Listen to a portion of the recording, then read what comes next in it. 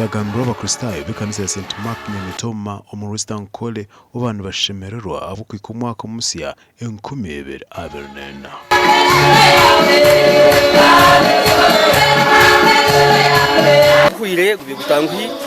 abantu mwindwara harimo kuferwa abagenzi bitu n'ibindi bikizi byense gitushanga umusomo munkanti simarhanga ugutwambukize kora cyo kubibira runena twashika ko gishikaho nanameta rukaroza kugishikaho mwe n'utire cyo kurango mu byaho byo kugendera hankoni tuwaza kutera mukono anyona ni impereza uhabuza abakazi bagenzi banje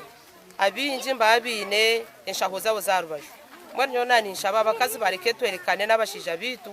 tutense tuzameza nkamuntu omwe nka family then tuteke amakagito amutindo tuyihe muhonda no maka abahona bashabwa okongera mana ombi ubuhinji no kuresa ibyo kugendera farmers karende yitabe tugendera kugira ngo obwiro no bw'umushana obwiro no bwire wenjure hati wenjure yabero yohinga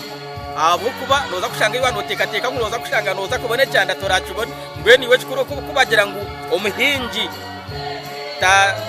taza wagumena areba hansi meaning that agume buriyo bwire cyayinde cyo nagireki akiteko mu nkora twego kusaasirana tukore munonga tugire ntase nyingi twego kugira ngo takariya tukamaramu ubutabanko makabu keyongera twazo mu Bushenyi shaka municipality omucyanga cyabunyarji oko abatura bashaba konja kwetwazaje umwaka gwomusi 2024.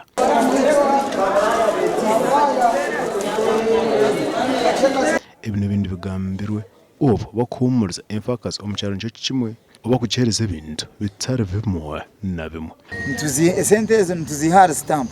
umuntu yatereze imitware 2 ntuye 2000 za allowance asagara ngo umuntu ruguma na kanana tuzurundana twaza kusiyo mwaka tushanga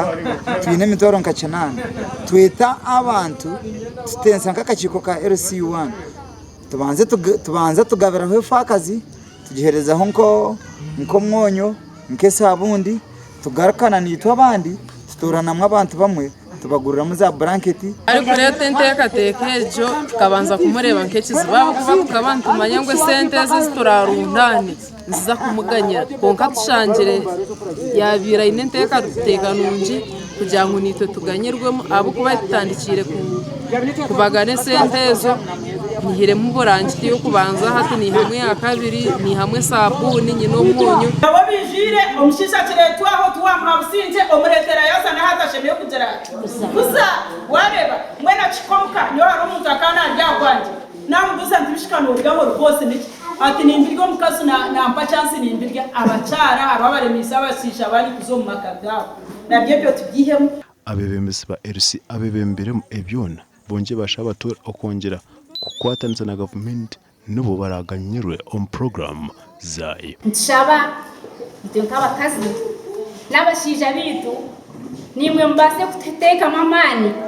ayituraze kuremerwa nimwe mutwatireho taza kujya muza kutegereza government abo kuba government kine bintu naye ibyo kutusiya byo tukora kumwene twereza gace gasha kwa Onespas ndiye nabo na Ben Mohos.